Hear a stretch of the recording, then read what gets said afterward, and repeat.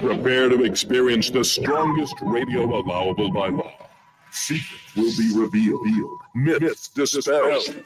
From the Studio Gym, where excuses never apply, it's Superhuman Radio with your host, Carl Lenore.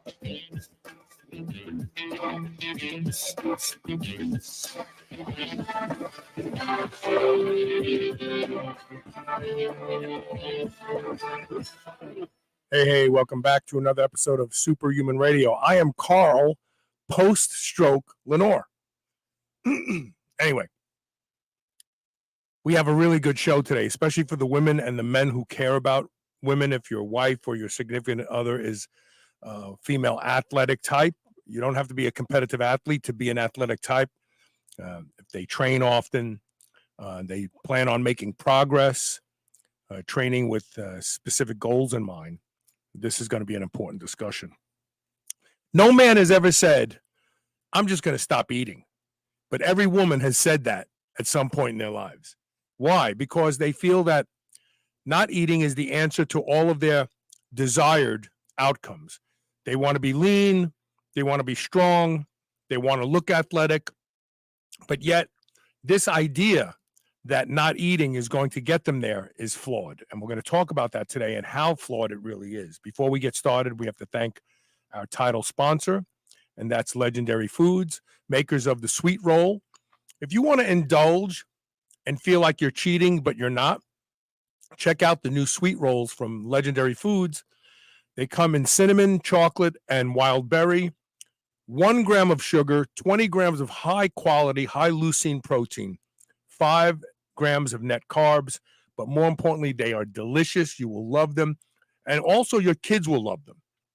Give them to your kids. They can think they're eating crap, but they're really not. Go to shrnetwork.biz/legendary and use code SHR10 to save 10% off and let them know where you heard about them. And also check out the tasty pastries while you're there. This is a replacement for the Pop-Tart. Again, 20 grams of protein, 5 net carbs, I think it's under 1 gram of sugar in the tasty pastries. They're amazing. They really are. I love them. shrnetwork.biz/legendary, code SHR10. Let them know that you heard about them here on Superhuman Radio. We are still fighting the good fight. Now I'm going to bring my guest on. Welcome to the show, Mikkel Oxfeldt. That's right. Thanks, Carl. Thanks for having me. So what I said earlier about women and food, it's true. Like the solution to everything a woman wants to do starts with eating less food, they believe, right? Yeah, I mean, it's definitely, I mean, when you made the introduction and the presentation, it's definitely not a surprise to me. And it's not a surprise to most people, I think. And I believe that most females can recognize it, that they have said it themselves as well.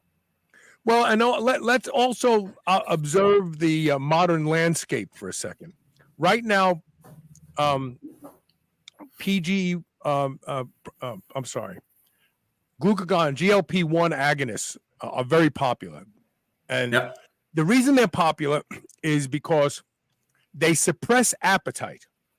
Yep. And they slow gastric emptying, which means you eat a meal and you feel full for hours, and you don't even want to eat a meal because you feel moderately nauseous most of the time on these GLP-1 agonists. And I would offer that it's women that make up 80% of those who are on the GLP agonist wagon right now. And there are lots of physicians out there trying to justify using GLP-1 agonists because, well, if you just eat high protein, you won't lose as much muscle, which is probably true. And if you exercise while you're taking them, you'll start to implement a healthy lifestyle. But the reality is, if you feel moderately nauseous all the time and food goes through you so slow, how are you going to eat enough protein daily to promote muscle protein synthesis? You can't. And I would offer that GLP-1 agonists are the HCG diets of yesteryear, where people were eating 600 calories a day and losing weight, but losing a lot of muscle and felt like crap all the time. These are these diets that use these types of drugs. It's like training wheels on a bicycle. Eventually, the goal has to be to take the training wheels off, but you can't take the training wheels off. Just learn how to eat and exercise and sleep right, and leave the drugs out of it entirely. But nobody wants to do that. Everybody wants a shortcut. So I would suggest that women now, with these new drugs being this fad, like, oh, Hollywood's using them, they're going to suffer from not eating enough and then wanting to exercise and work out. To a greater degree, we're going to see this phenomenon we're going to talk about even more so. Yeah, I mean, probably it's a very difficult thing, and I think it's very much a cultural thing, right? It's a culture that creates the idea that you have to lose weight all the time, and there is definitely a certain body culture put onto women that aren't really put that much onto males, I think.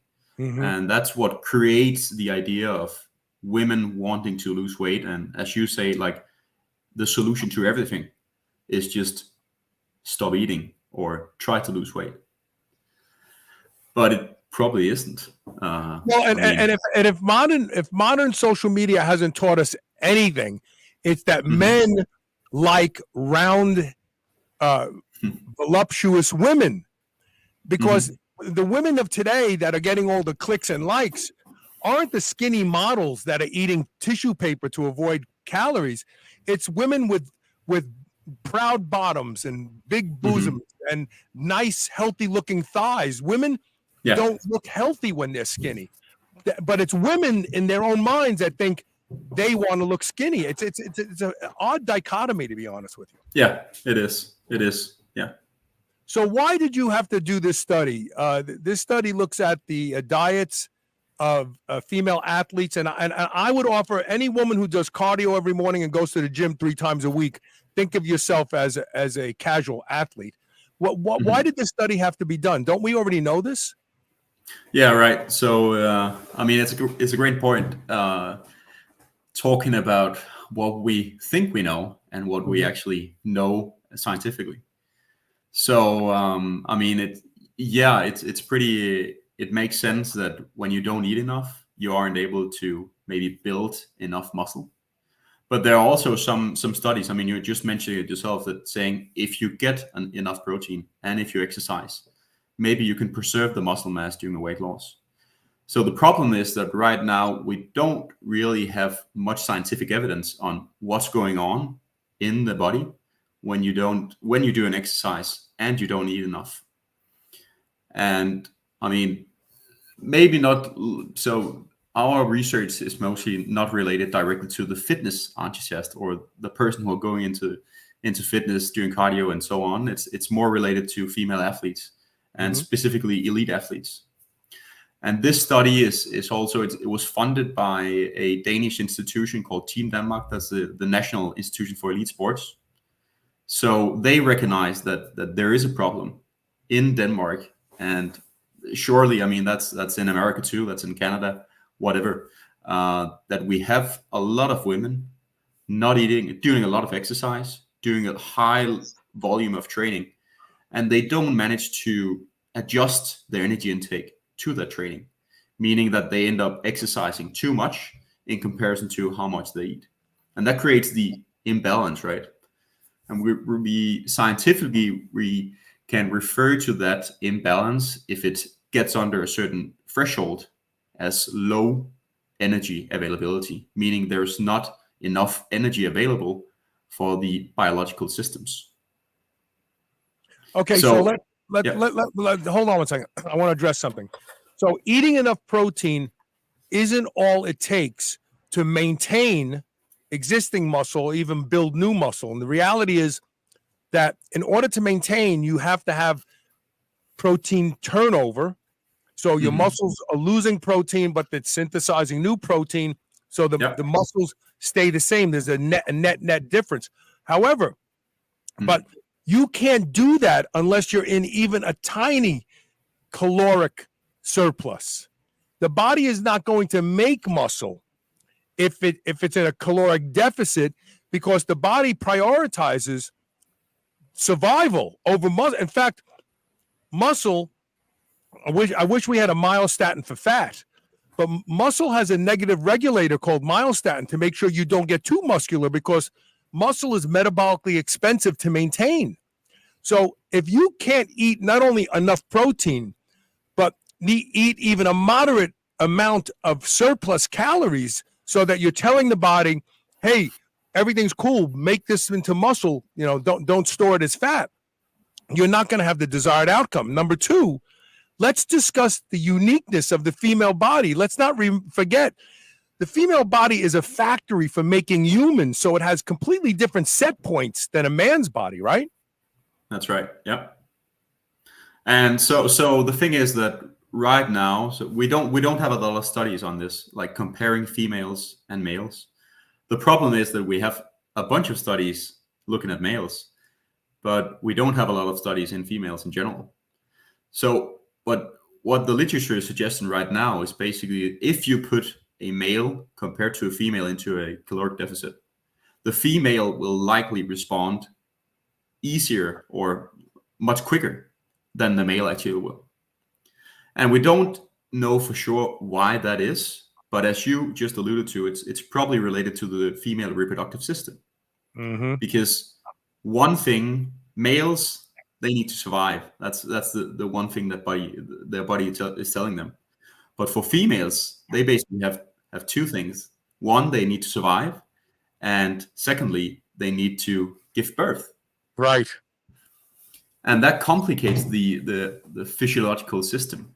So the female will try, or the female body will try to survive, but at one point, the reproductive system will basically shut down. And that's what you basically are seeing in female athletes as well. So the thing, low energy availability, is this concept that historically has been developed from the observation in female athletes, observing that their menstrual period basically just shuts off. And from an evolutionary perspective, the reason that happens is because evolution says you're starving. Yep. And if you can't feed yourself, you definitely can't feed a baby. So we're going to shut this stuff off, because we don't want you to have a baby by accident and die throughout childbirth. So it's actually a safety net. It's a safety net. Yeah, it's a safety net. Yeah, it totally makes sense. Yeah. So the other thing that complicates women, for years and years, pharmaceutical companies did research on male rodents only. And because of the pesky hormone known as estrogen, they called it pesky because it skewed and changed outcomes, and they didn't want to deal with that. So let's just use male rodents. Now they know, and we see female rodents being tested as well. Hormones change everything when it comes to women. So I would offer that sex hormones in a woman are adaptive to the environment. As we said, when a woman's period shuts off, amenorrhea, it's because estrogen has dropped. Estrogen has dropped not because of what you're eating or not eating, but because your body goes, we have to prevent a pregnancy. We have to stop the menstrual cycle. We have to shut that off. What else does the female body shut off when starvation or pseudo starvation? The body's going, wow, we are not in a land. One of the things that we know, and we know this from perimenopausal women who are more estrogen dependent, that fat creation goes up. Well, you'd say, why? How could the body decide to take what little food you're getting and make fat? That's because aromatase enzyme will convert androgens into estrogen, and the body wants more estrogen. So the body will do anything it can to preserve estrogen levels. This is why the old eat less and move more doesn't work for it works for young women, but it doesn't necessarily work for older women who are perimenopausal or even postmenopausal. Have you found that as well? Yeah, so I mean, here in Copenhagen and in Aarhus as well, the two main cities in Denmark, we are lucky to do a lot of research in females in general, and some of it is in female athletes or related to, which I'm doing a lot of. But our group have been doing some research in peri and specifically postmenopausal women as well. And what we've seen is that when you hit postmenopausal, and especially when you go into the late menopausal period, so that will be around 60 to 65 years of age, you can actually see that your responsiveness to training goes down, both in terms of your muscle adaptations, but also in terms of your cardiovascular system. So what's interesting though, and we basically relate this to the drop in the female sex hormonal profile as well. Right. So what we have done in our group is that we've conducted a study recruiting postmenopausal women, and half of them we gave a estrogen therapy. So basically, wait. So tell me about the estrogen therapy. First of all, was it two different forms of estrogen? Was it estradiol only? Was it methylated, oral methylated drugs, or was it what we call bioidentical? Yeah, so it was basically transdermal. So you basically put a bandage almost with estrogen on. Patch. Usually, a patch. And this patch will provide 17 beta estradiol, so the most active estrogen. Right. So you can basically give this to postmenopausal women every day, depending on the doses. Some will have like once a week as well. And then you'll see the sex hormone levels slowly go up. And what we could see in that study was after 10 weeks of supervised resistance exercise, muscle mass and muscle strength was greater. Like the increase was greater in the group receiving estrogen. So the whole idea of that people or bodybuilders have that estrogen was a no-go and estrogen is bad and all of that. I mean, some research now suggests that it's almost anabolic. It's anabolic. We know this from farming. So cattle given trenbolone acetate pellets behind the ear, they put on a pound of muscle a day. No, I'm sorry. They put on a half a pound of muscle a day.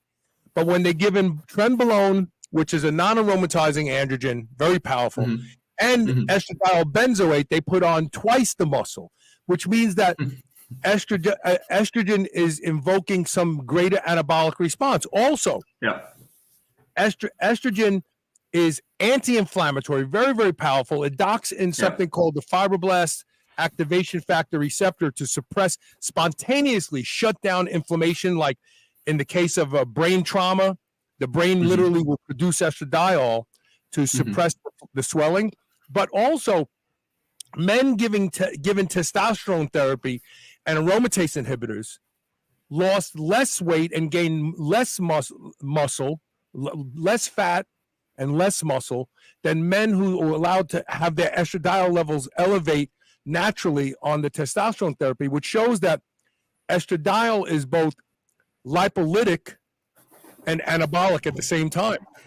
I know the bodybuilders are crazy. They take these aromatase inhibitors. Never mind the fact that Parkinson's disease and other neurological diseases are closely tied to low estradiol levels in men. So you're opening yourself up to neurological disorders as well. It's just crazy why we demonize estrogen as men. I mean, usually, your body is extremely clever, right? So if you take the hormonal system and you try to shut something off, bad things will usually happen because your body knows how to work. And the hormonal system is basically your way of connecting the body. The telephone connecting the tissues together, making them crosstalk and making everything work. And that's feedback loop, right? Everything in your body has a feedback loop because the hypothalamus is like the thermostat of the body. and it's Yep. watching every hormone and adjusting every other hormone to be compatible with what it's happening. So these feedback loops are amazing. They're there to protect us, and we think we're smarter than Mother Nature, but evolution took millions of years to get us to where everything works right. And then we go, well, let's just take something that'll block the androgen receptor, and that should. It doesn't work. When you start fooling around like that, you just have no idea of all the other complications that you're going to create. So was there the adaptation of some sort of threshold caloric intake for women? Did you guys look at that at all? Did you come up with any quantifiable suggestions for women? Yeah, right. So going back to the concept of energy availability and low energy availability.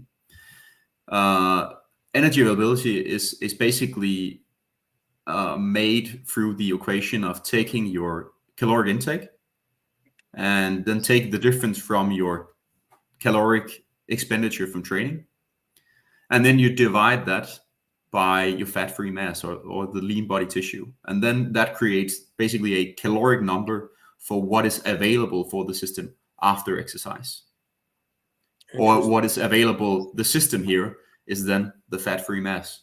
So all like the lean tissue, both your muscles, your organs, and so forth. So low energy availability basically determines a threshold that was created back in the 90s from some pretty incredible studies made by Professor Anna Lux. And in those studies, they took females, sedentary females, and they put them into different energy availability levels. So the normal one is 45 calories per kilo fat-free mass per day. And then she took that was the normal range, and then she basically cut it off further and further and further into 30 to 20 to 10. And what she could see is that at a threshold of 30 kilocalories per fat-free mass per day, that is around the energy amount that is used for resting metabolic rate, basically. At that threshold, impairment seemed to occur at the hormonal level, so for the sex hormones, at your thyroid hormones as well, so the hormones manipulating resting metabolic rate. And that threshold, so 30 kilocalories per kilo fat-free mass per day, is basically now believed to be the set point for when energy is low. So in our study, we basically took and we put females into optimal energy availability, and then another group into a low, so below the threshold. So we set them to 25 kilocalories per kilo fat-free mass per day. So when we did a show last year, I believe it was, that looked at a study, and the study's presumption was there's no such thing as overtraining. There is only underfeeding. And that when all things are accounted for, athletes who train and eat the magic number of energy and protein and so on, they could train ridiculous amounts, but they don't get overtrained. So can we say that women are susceptible to overtraining at a much faster rate than men? Isn't that what we're talking about here? Aren't we talking about them training hard, but just not meeting it with enough calories intake to not heat? Because when you overtrain, even men, one of the early signs of overtraining in men is disruptive sleep. Another one is loss of libido, and even erectile dysfunction. Mild erectile dysfunction, yes. Yeah. And that means you need to take a week off and stop training and eat. Yeah. And so, can we say that women experience overtraining at a much higher rate, dependent on their intake? Right. So I wouldn't say that we can't say that right now based on literature, because we aren't really measuring overtraining in these studies. So we would need a research study where we actually took women and we gradually increase the amount of the training volume, basically, both in females and in males, and then looked at when did they tip over, right? Mm-hmm. But we can, though, or what the literature is suggesting right now, is that the threshold of low energy availability, so I was mentioning 30 before, that is probably lower for males. Right. So it's more related to if you're training and you're training a good amount, when, like, how low can you actually go in calories before it hits you? And that number right now seems to be more sensible or higher for females than it is for males. Would it be true to say that it is harder for women to lose body fat than men because part of the birthing ability, it depends on adequate amounts of body fat to go into a pregnancy with? So the body goes, we're going to hold on to this. She could get pregnant next week. Is there any truth to that assumption? Actually, I can't answer that question truthfully, but there is, I mean, what we see, so basically what we see in when comparing females to males is that people think that women can't gain muscle as fast as males, but that is like basically based on the assumption that look at me and compare me to my girlfriend, and Right. then you'll say, okay, I got a lot more muscle than she does. So Right. rationally, that makes the assumption then, okay, then I must gain muscle easier. But if we do it whenever we do a training study, when we compare males to females, you can't really see that. The rate of muscle gain is the same. And I think, at least, not based on any literature though, but I think it's the same for fat as well. I think that the rate that you can lose fat is somewhat the same between males and females, but because the level is, like, the set point for males are just 10% lower than it is for females, you naturally think that males will lose fat easier. But sure, I mean, you'll never have a woman, like, the set point or how low can you go will always be lower for males, because yes, you will. So maybe it's true, what you're saying may be true if we get closer to the set point for our body. I mean, like, the lowest possible body fat you can go. Maybe females will try to hold on to the fat more than males, but I think at this point, I mean, we're talking about very low body fat percentages. Well, the other thing that has to be taken into account is estradiol is not all there is. Women, blood sugar levels in women are there's a push-pull effect from progesterone and estradiol. And I would offer that the study that you did where you gave these women estradiol patches, I would say progesterone should be given as well, because you may find even greater response to both muscle building and fat loss, because when progesterone and estradiol have a tug of war to keep blood sugar normalized, and that's why women see cyclically that they have problems that could be classified as hypoglycemia, moodiness, tremor, anxiety at certain points in their period. And there's studies that have looked at their blood sugar levels, and you can see that their blood sugar is wild. It's all over the place during those periods. So maybe if you ever do this again, you would do a dual hormone therapy with both estradiol and progesterone. The progesterone could be taken orally at night before bed. I have to read a couple. So we're not doing recorded commercials anymore. So we're doing live commercials. So I'm gonna read a couple real quick here. Here we go. Go ahead. White Oak Pastures is the best place in America to get your grass-fed meats. They have the most amazing everything: chicken, pork, lamb, duck, exotic meats. They have it all. And the place to go is shrnetwork.biz/whiteoak. Use the code superhuman, all one word, for 15% off your first order. I did an experiment this week. On August 1st, I put a New York strip, left it in the plastic, and put it in the refrigerator that I have downstairs in the basement, and left it there for 22 days, and then cut it open and ate it this morning with my eggs. And a lot of people complain grass-fed beef tends to be a little tougher. Well, not if you wet age it. Just take it out of the freezer, put it in the refrigerator, and listen to me, leave it there for at least 2 weeks, and then cook it and watch what happens. It's delicious. I had 6 eggs this morning and a New York strip. It was unbelievable. Check them out. Go to shrnetwork.biz/legendary.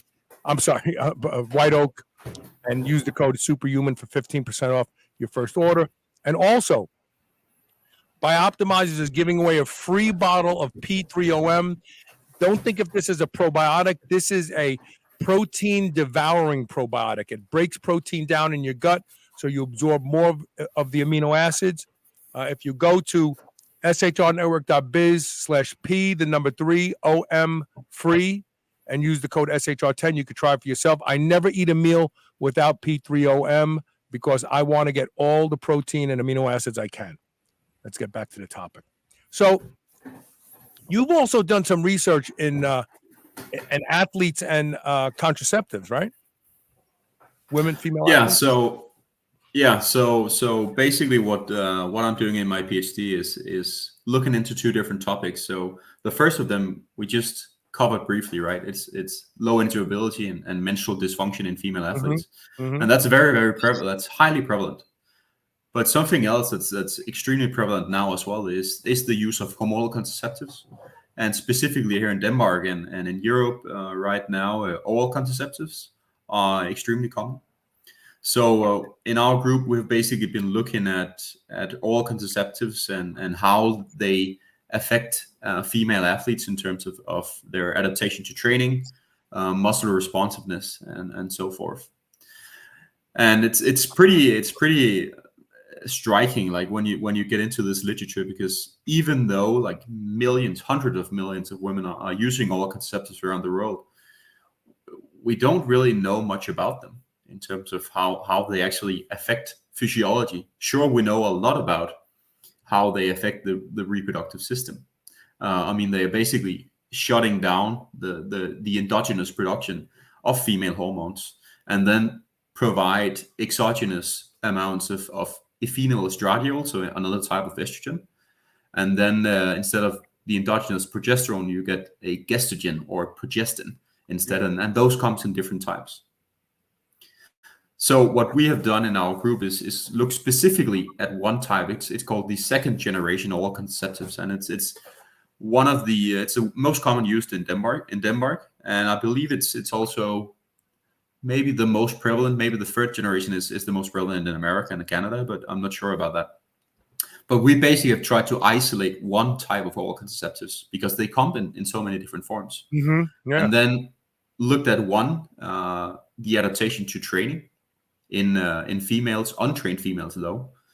And then in my PhD, I've been looking at the response to very, very tough training bouts. So 3 training bouts conducted over a 24-hour period, and then looking at the muscle recovery in females using oral contraceptives and females, the controls, not using oral contraceptives. So did you see any increase in, because there are progestins out there that are anabolic in nature. And I'm wondering if you saw any improved protein synthetic response or any effect in strength or anything like that. Yeah, right. So basically what we could see in our the training study we did in untrained females, comparing non-users to users of oral contraceptives, we could see that overall muscle strength and functional performance, like counter movement, jump, cycling performance, and so forth, was similar between the groups. Both groups increased, no difference between the groups. If we took MRI scans, so of the quadriceps, so that's the gold standard method of measuring muscle mass of the lower body, we neither couldn't see any difference between the group. But if we looked at fat-free mass, though, so derived from a DEXA scan, that's a whole body scan we use in research, we could see a tendency for the oral contraceptive users to actually gain more muscle following the 10-week period compared to the non-users. But it's very important for me here to mention that it was a tendency. It's not like conclusive data. Right. A number of other studies have been conducted as well. Some of them actually contradicts our findings, saying that it's not good for gains, and some of them are inconclusive, so basically can't see any difference. So we have done 2 studies in our concepts, and both of them like show tendencies toward a increase with the oral contraceptive. The problem with muscle gains is more diet. I see it as anything else, because when I was trying to grow, I'm at 221 pounds right now. This is pretty light for me.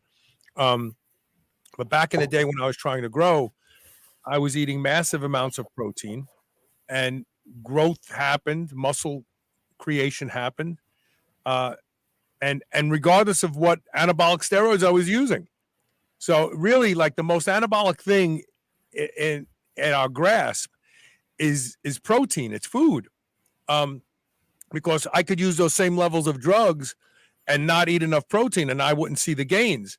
And so a lot of times when we look at whether or not there is a ability to influence muscle creation by a hormone related thing, if we don't control for diet, which is difficult, because diaries lie all the time. People always over report what they believe to be appropriate behavior and underreport what they perceive to be inappropriate behavior. But I think that if you control for diet, that might change the whole, well, this study contradicted us and this one didn't. You may just have people that are eating a lot more protein, and so they're getting the response that was desired. Also, ketones have become excuse me. Ketones have become all the rage now. They're thought of as a 4th substrate now. Yeah. And so do we have any information about not just being in ketosis itself, but supplementing with ketones having any influence on some of these outcomes with women? So I'm not doing ketone research myself, but I've been visiting McMaster University, where one professor right now is working pretty much with a lot of with ketone buddies, and we have like one study running at our department as well, looking at the influence on performance. And what I'm aware of is that in terms of performance outcomes, when you do the studies correctly, control for everything, so far you can't really see any effect of it. So I think like ketones is that's my opinion. Is the hot potato right now. Right. Yeah. Right. And as a substrate, they may influence performance, but then again, they don't necessarily. In a lot of other groups, it's really. I look at ketones more as a signaling molecule. There seems to be an impact on preservation of muscle that is assigned to ketones. I don't think they build muscle. I haven't seen any literature that says that. So I was just curious, because they're all the rage right now. I mean, every place you turn, somebody's promoting a ketone ester. Yeah, and I mean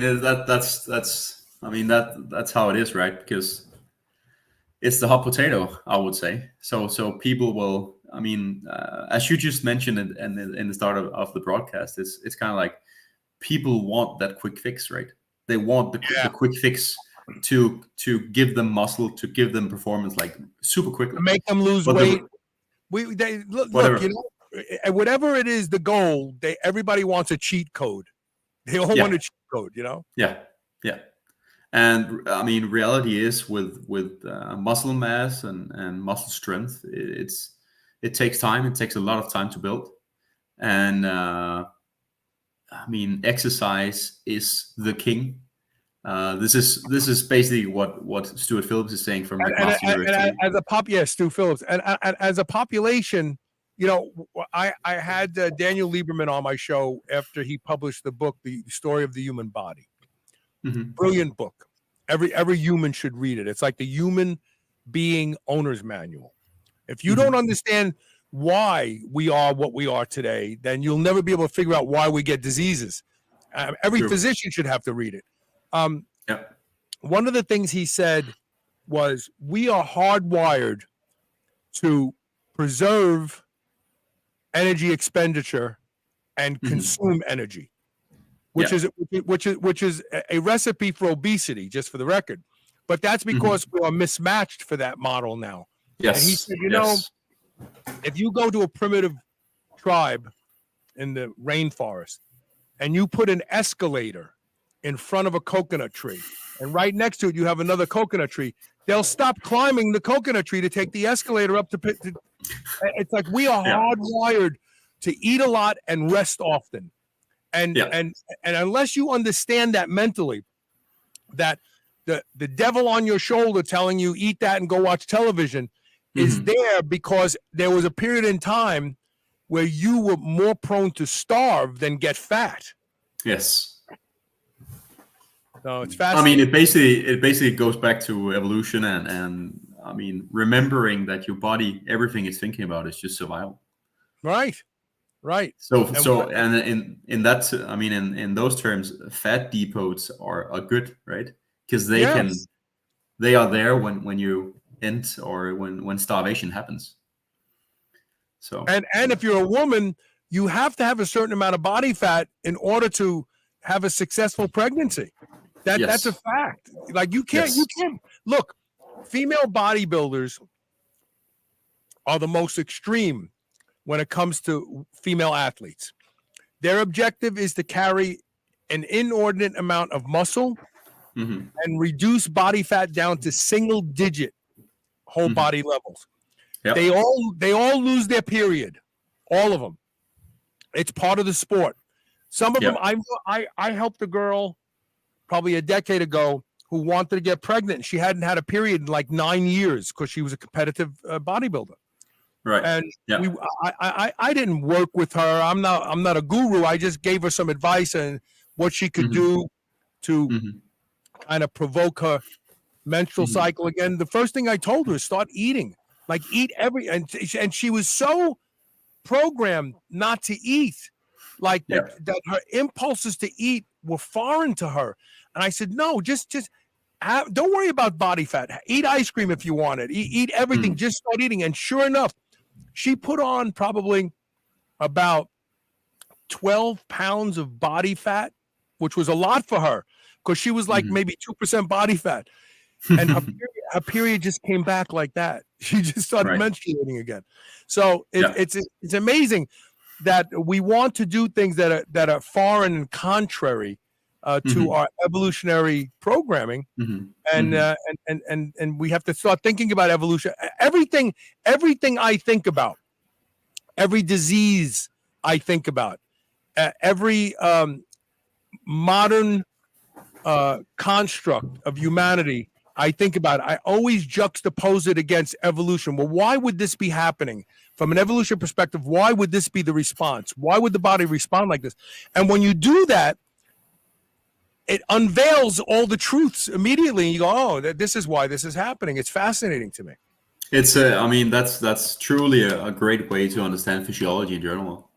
Asking the question, why does it make sense from a evolutionary perspective, right? Yeah. So for sure, and so just going back to the female and under eating and stuff, because I think the message that is important and one of the take homes for today, one of the things that we should have the listeners thinking about is that because most people they want to lose fat whenever they go to the gym or whatever, what they want is lose fat. They want to look jacked, all of that, etc. But the truth is that going into a caloric deficit, at least what we show with our study as well, is that if you go into a caloric deficit, your responsiveness to training goes down. And that will likely over time cause a degradation in training quality, in mental readiness, and so forth.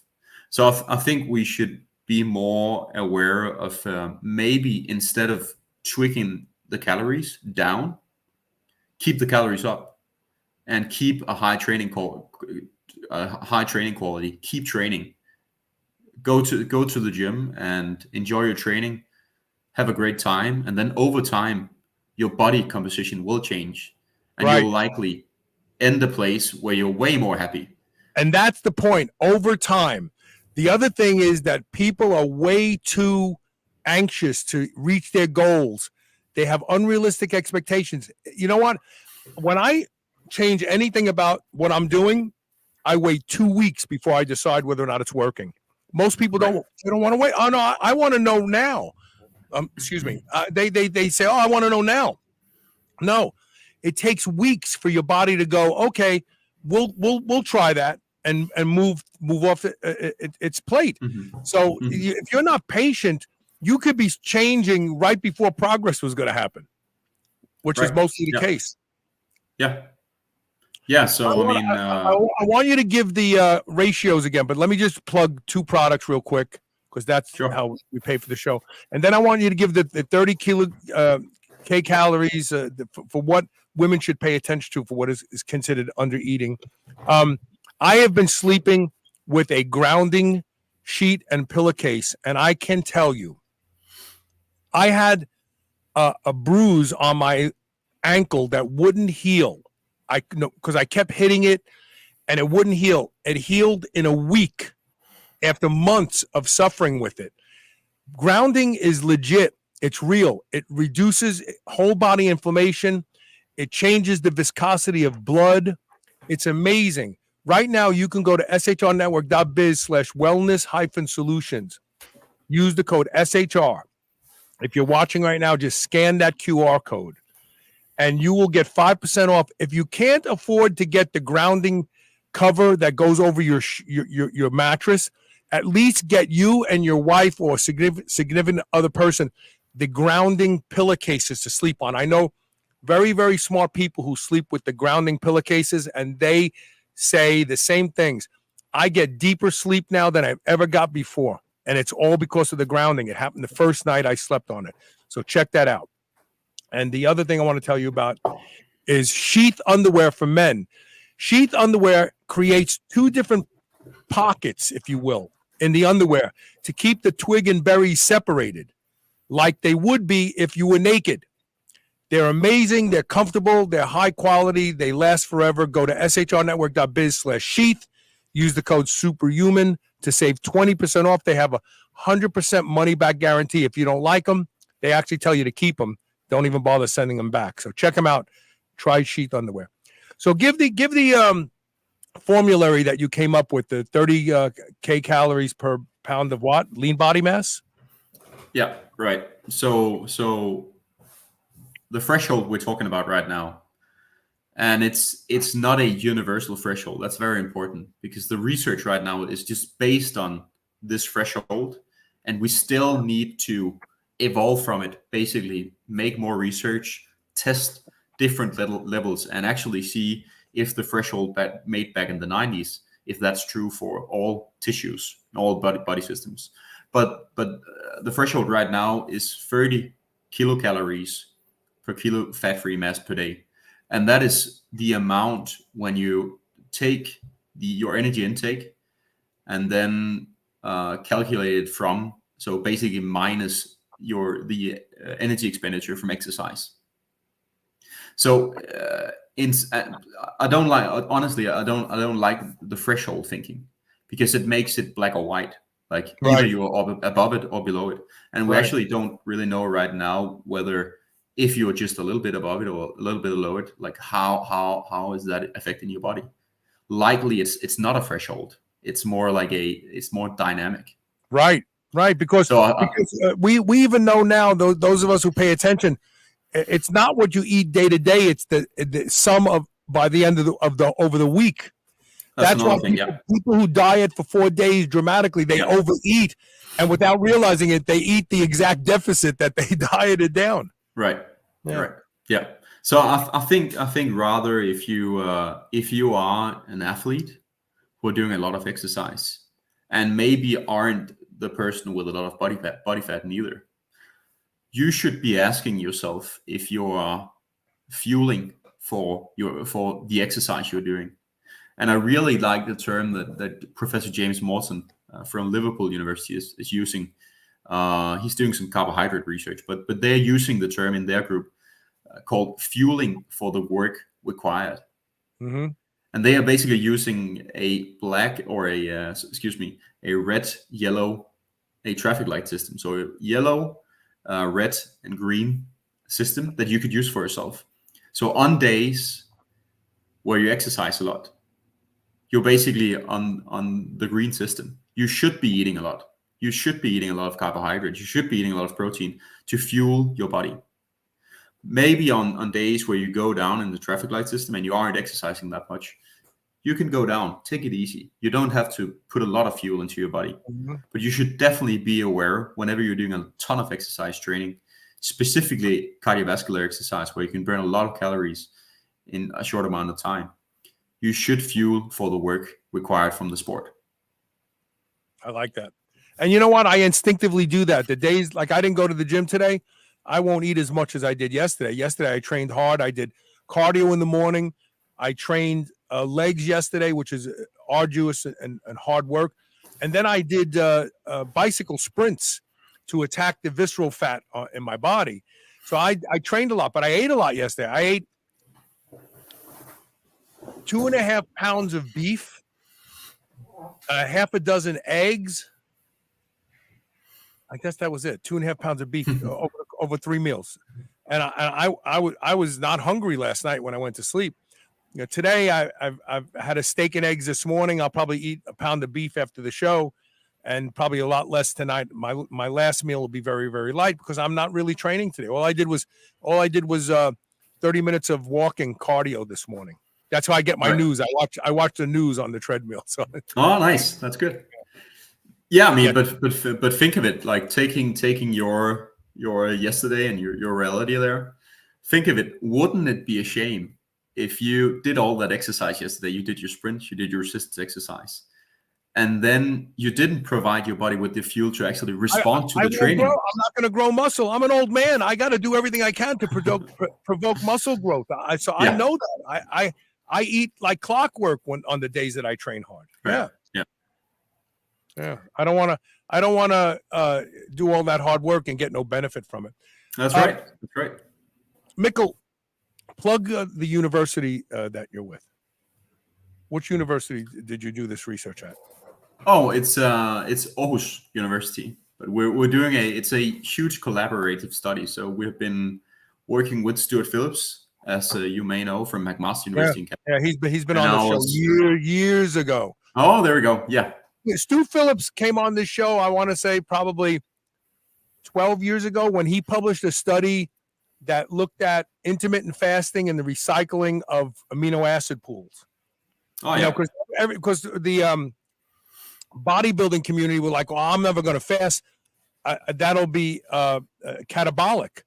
And so he did a really well done study where he showed that fasting, not starvation, not starving yourself for 8 days, but intermittent fasting did not cause any kind of muscle loss because the body recycled amino acid pools.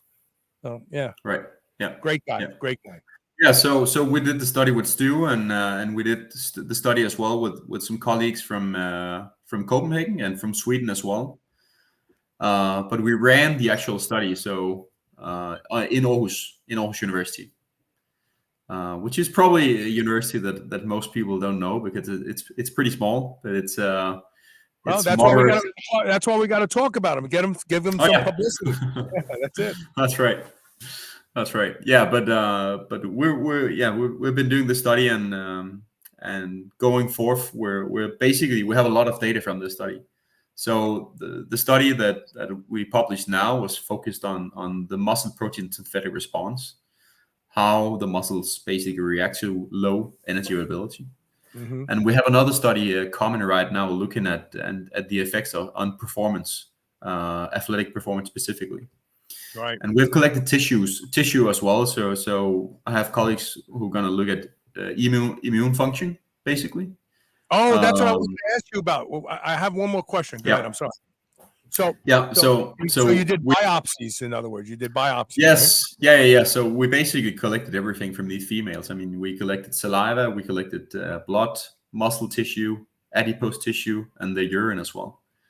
Are you looking at the landscape of the microbiome? The microbiome and hormones, they have a symbiotic relationship. It's hard to discern whether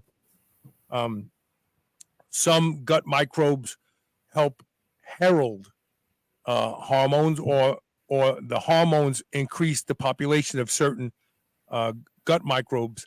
For instance, like L-reuteri and oxytocin. Mhm. If the person has no oxytocin running in their body, they usually don't have L-reuteri in their gut. We don't know if you can seed the gut and then get oxytocin levels. Are you looking at that at all in any of these discussions? Because women, especially, they have a milieu of hormonal response. Yeah, I mean, Carl, I gotta be honest with you. The microbiome is extremely complicated, and we are not the research group who are doing it. Okay. But, Okay. unfortunately, no. That's okay. That's okay. Just curious. I didn't want to not ask that. It's an important question. Listen, Mikkel, thank you so much for being here today. It's fascinating work you're doing, and good luck with pleasure. more. You'll come back on when you have new research, right? Okay, sure. Thank you, and thanks to everybody for being here today. Tomorrow we have a show about pain management, which ought to be fascinating. So hopefully you can tune in. Don't forget to share this show. If you're not a woman and you're listening to the show, share it with the women in your life. You never know whose life you can change and who you can help by sharing a show. Take care. See you tomorrow with more Superhuman Radio. You're listening to the Superhuman Channel. We're ripped and we're ready.